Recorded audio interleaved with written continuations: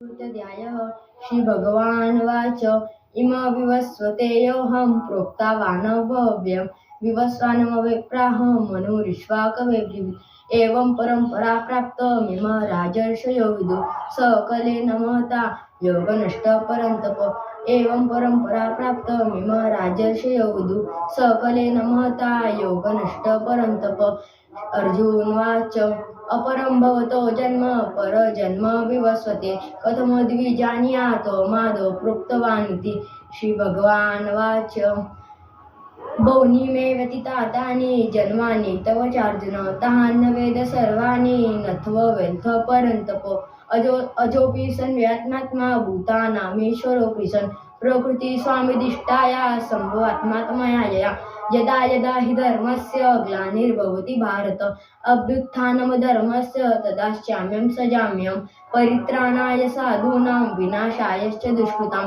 धर्मसंस्थापनार्थाय सम्भवामि युगे युगे जन्म कर्म च मे दिव्यं मेवं व्यक्ति तत्त्वतः तप्तादेहं पुनर्जन्म नेति मामेति सोऽर्जुन वीतराग भयाक्रोधा मन्मया मामुपाश्रिता बहवो ज्ञानतपसा कृता मद्भावमागता ये यथा मा प्रपद्यन्ते तास्तथैव भजाम्यहं मम वर्तानुवर्तन्ते मनुष्या पार्थ सर्वशः काङ्क्षितं कर्मणा सिद्धि यज्जता इह देवता क्षिप्र हि मानुषे लोके सिद्धिर्भवति कर्मजा चातुर्यवण्ण मया सृष्टा गुणा कर्म विभागश्च तस्य कर्तरमपि मा विद्य कर्तारमव्ययम् न मे कर्माणि लिप्यन्ति न मे कर्मफले स्पृहा इति मा योऽभिजानाति कर्मभिर्न स बध्यते एवं ज्ञात्वा कृतं कर्म पूर्वैरपि मुष्टभिः कुरु कर्मेत्व तस्मात् पूर्वे पूर्वतरं कृतं किं कर्मेति प्रियपत्रमोहिता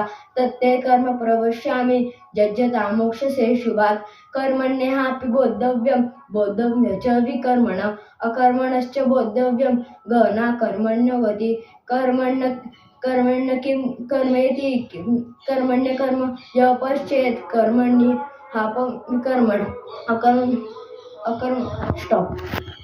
कर्म यः पश्चेत् कर्माणि च कर्मय सबुद्धिमान् मनुष्येषु स युक्तः कृष्णकर्मकृत् यस्य सर्वसमारंभा कामसङ्कल्पवर्जिता ज्ञानदिगं क्रमणातमाहुः पंडितं बुधा तक्त सर्व कामसङ्कल्पवर्जिता ज्ञानदिगं क्रमणातमाहुः पंडितं बुधा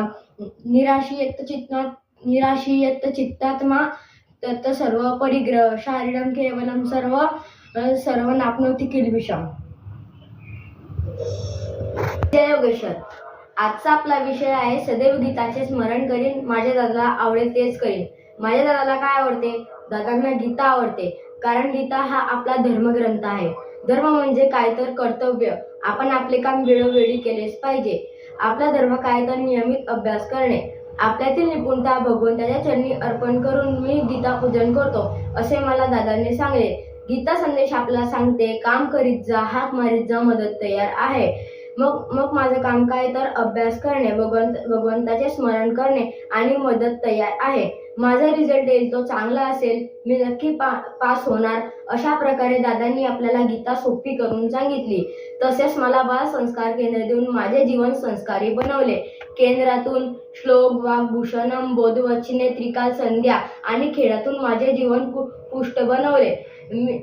आम्ही गीता जयंतीला श्लोक पाठ करून आमच्यातील निपुणता भगवंताच्या चरणी अर्पण करतो. त्यासाठी आमचे वर्षभर संचालक ताई आमच्याकडून पाठ करून घेतात. तसेच दीदी आम्हाला वेगवेगळ्या ॲक्टिव्हिटीतून आमचा विकास कसा होईल याकडेही लक्ष देतात. जय योगेश्वर.